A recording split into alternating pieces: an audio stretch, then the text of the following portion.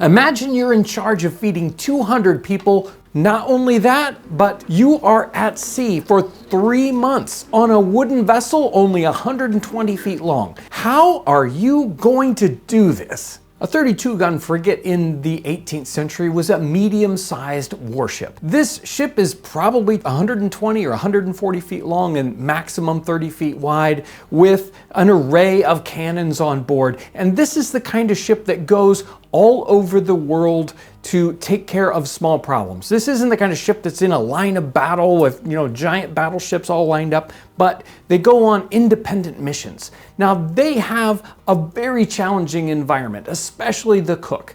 The main ship's cook has to cook for all the normal sailors on board as well as the soldiers. And he has to get these men fed in a very, very short period of time, because there is a special cook that does the cooking just for the officers, and then probably a cook just for the captain himself. Moving all these soldiers and sailors over the ocean in this rickety wooden vessel calls for a very complex and rigid system of rules, a tradition that has to extend for centuries. For all this tradition, it's amazing how many people wanted to change the Navy and to change things going on in this late 18th century. So John Cochrane writes this little book called The Seaman's Guide. But basically, this book is mostly all about bread and how can we bake bread on board ship.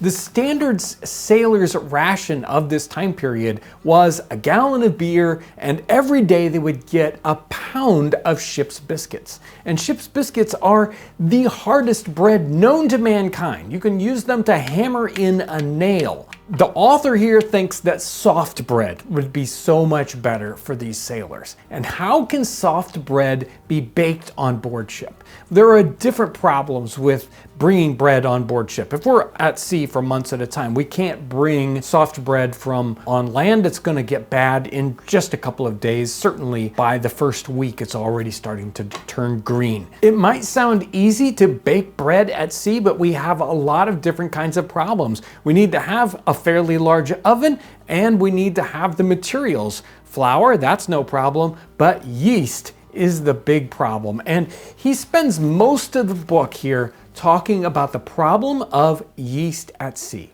Bread in Great Britain and North America at the time was mostly baked with a liquid yeast that you got from the brewer. Now, that's a problem at sea. There is no brewer right down the street that we can go get our yeast. So how do they do this? How do they leaven bread at sea? What John Cochrane is suggesting here is called either the old dough technique or the leaven technique. And this is a bread method they were using on the continent in Europe, especially France and other places. So this is the typical liquid yeast that people would be making their bread with in Great Britain and North America. They would get this from the brewer and they would get it fresh every time. This might have a little bit of hopsy flavor to it, but mostly it's probably from ale, which doesn't have a lot of hops in it and it wouldn't be very bitter.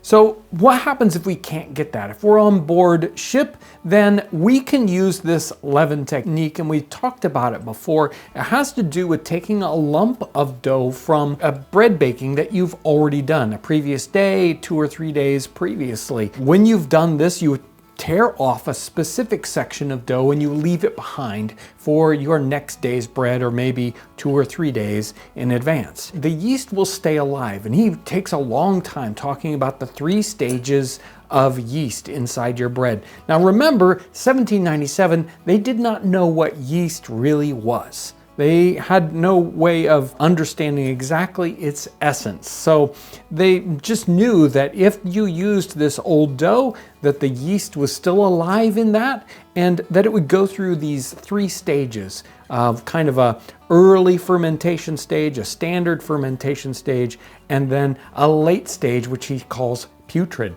Bacteria actually starts to live in it, and it gets very sour and almost smelling like rotten bread. That's what happens if we just leave dough around for 3 or 4 days. It starts to go really bad. But he says if we keep feeding this yeast with fresh flour, it will stay in a proper fermentation stage, and we can just keep using it and using it and using it. And so that's the technique that he really wants us to kind of embrace. A technique that was used for hundreds of years over in France and other places in Europe, and even as he was speaking, was starting to be used in places like Edinburgh. I think the reason why in France and other places they're using this old dough technique is because they don't have the fresh yeast either. In that instead of drinking beer and ale, they're drinking wine, and they don't have access to that same kind of yeast. So they are kind of forced to use this old dough technique. For the bread that Cochrane suggested, we have just 4 ingredients, and these are the standard 4 ingredients that every real bread in the 18th century is made out of. We have flour, we have water, we have salt, and we have whatever we're using, leaven or yeast. So I've got flour here and a little bit of salt and water, and then we're gonna take this lump of dough from a couple of days ago and we're going to break it up, and it'll work its way through our entire loaf. To mix our bread, I'm not even gonna do any great quantity of measuring, and they certainly didn't do that in the 18th century. They took a large pile of flour and they start mixing the ingredients in. We are just trying to get to a certain consistency. After that's all kneaded and mixed together, we're going to set it aside to rise, and we'll let that rise for a couple of hours, maybe longer depending on how warm our environment is. And since this old dough, it may be 3 or 4 generations old, it might take a little bit longer, but that's okay. Maybe it might take all evening or an entire day. But it'll work out as long as we give it a little bit of time and where it's not too cold. After it's risen once, we can go ahead and punch that down, knead it a little bit, and let it rise another amount of time. Generally, it doesn't have to rise quite as long that second time, and form it up into our loaf. Then after its second rising, we can put it right into the oven. Depending on the size of your loaf, if you're baking this into a modern oven, I'd go ahead and set it at 400 degrees, and it might bake for 30 minutes.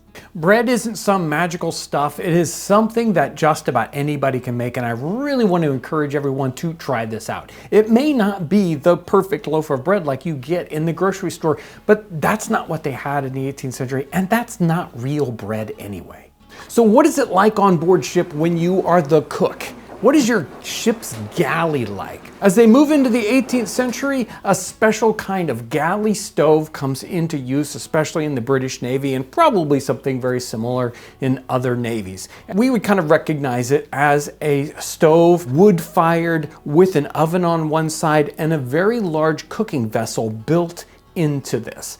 This is a very dangerous spot in the ship when you have fire going on, and 18th century ships are basically a big match. The vast majority of cooking on board ship, especially for the common sailors and soldiers, is boiling, and that's why they have this large boiling vessel. You can basically fit everything you need to cook for all those 200 men inside of that vessel. Beside that, there is probably a small oven area. We can imagine this being maybe even half the size of an apartment oven, and possibly even an area so that you can roast off to the side. For smaller ships and gunboats, sometimes the ship's galley is just a small brick hearth with the cooking vessel in that. Again, very dangerous. And if you are at sea and it's a rough sea, maybe you have a storm or there's just big waves, you can't start the stove at all. You're going to eat all your food cold.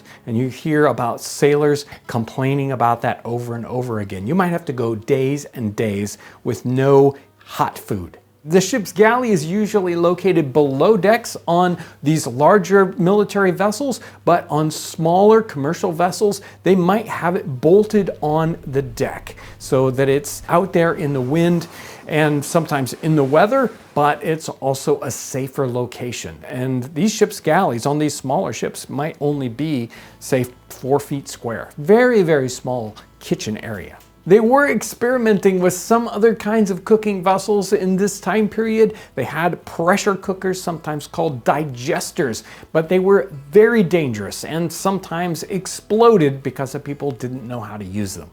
It was very important to keep the sailors happy on board ship. After all, without them, the ship can't sail. And especially on board a man of war like this, there are a lot more sailors than there are officers or the captain. And food is a big part of that. So there's a lot of tradition in the food of the sailors. They expected a certain kind of food. And we would look on their rations of a pound of salt pork or a pound of beef and these hard ship's biscuits and maybe a gallon of small beer as very, very unpalatable food. But compared to the food that most standard workmen were eating during the day in the 18th century, this was considered a very good meal. Not everything they're eating on board ship we would recognize as a complete meal, and some of these were very simplistic. One of the great examples of this is burgoo of the 18th century, and a burgoo on board ship is basically a kind of oatmeal. And again, you can see how if you had to feed 200 men, a giant vat of oatmeal might be exactly what you wanted to be able to cook. Burgoo is one of the simplest dishes for the ship's cook to prepare. He's just going to get his cauldron of water nice and hot and then start pouring in his ground oatmeal. And this is something that is not only popular on board ship, but it's standard fare for just about everyone. Ship's biscuit is what Cochrane is trying to replace. This is the mainstay of the diet of a normal sailor in this time frame. And this is so popular that they would have literally thousands of pounds of ship's biscuit on board ship. This would have a lot of different problems though. It had to be made on shore months at a time. And it would come in giant bags that they would have to keep dry on board ship. And that can be difficult to do. So they would have special tin-lined bread rooms to keep the rats out. And even then, they were attacked by weevils. So many times your ship's biscuit would be full of worms when it was time for you to eat them. Ship's biscuit also took up a lot of room compared to just plain flour. So Cochrane said, maybe we can actually take up a lot less room if we just had kegs of flour and you could bake soft bread on board ship instead of using these hard biscuits. Ship's biscuit are also not just edible right away. You just can't eat these. You'll break your teeth immediately. They have to be soaked. Now, some sailors thought this was the only kind of bread to eat, and soft bread would actually mess up your stomach. So they would complain about soft bread and want hard biscuits instead. These biscuits were very, very handy in situations where you could not cook on board ship. If you have a storm and you can't light your stove, you could feed your sailors and they could sustain themselves on nothing but ship's biscuits. I found it very interesting that his concept of using the old dough technique or the leaven technique to make fresh bread on board ship does not take over. It does not get popular in the least. In fact, it kind of goes the other direction. That ship's biscuit continues to be used for 100 years, even more after this book is printed. And even this old dough technique, sourdough, kind of goes out of favor in the 19th century because the industrialization of the yeast process. So yeast starts to become available in little cakes and in dried yeast. So most of the bread bakers, even in Europe, change over to manufactured yeast. Regardless, it's great to dig into these historical documents to understand what people were thinking in the time period, what was actually popular. So he tells us, even though, he wants to change it to something else, we understand what is popular in the time period and what happens to some of these people's ideas. We've got a couple of different sailor meals here. We've got the burgoo, which is, so much it was a standard meal. And you can imagine this might be the big meal of the day for a sailor. And this is all they're going to have. A little bit of molasses just to sweeten it up. And then a plain, wonderful oatmeal. I'm not sure how I could work all day and that's the only thing I would eat, but sometimes that's what happened. And now we have the big kind of conclusion here. The bread that Cochrane thinks they should have on board versus the bread they did have on board. And Let me tell you, ship's biscuit is tough stuff. You can only eat it without doing any kind of preparation by breaking it into tiny little pieces and sticking them in your mouth and sort of letting them dissolve over maybe a half an hour. This one's been soaking and it's certainly soft enough to eat. But this has been soaking for probably more than an hour and it's still kind of tough. A bread that is hard to believe anyone could survive upon. Cochrane's bread, no, it doesn't have really big voids in it. It's not your classic white bread. It's a little dense because of the way you would have to make it and how the leaven works. And you know, if we tried this over weeks at a time, it would probably be, you know, a good bit fluffier. But I can understand a meal with this as your kind of bread. But how would you ever, on board ship, ever be able to make enough loaves? You would need a loaf like this per man per day. You would need to have huge ovens or spend your entire day and even night baking bread in one of these little tiny ovens. He talks about redesigning the oven to make them bigger, but even then, I can't imagine it would ever work out. And maybe that's one of the reasons why this was never adopted in the Navy.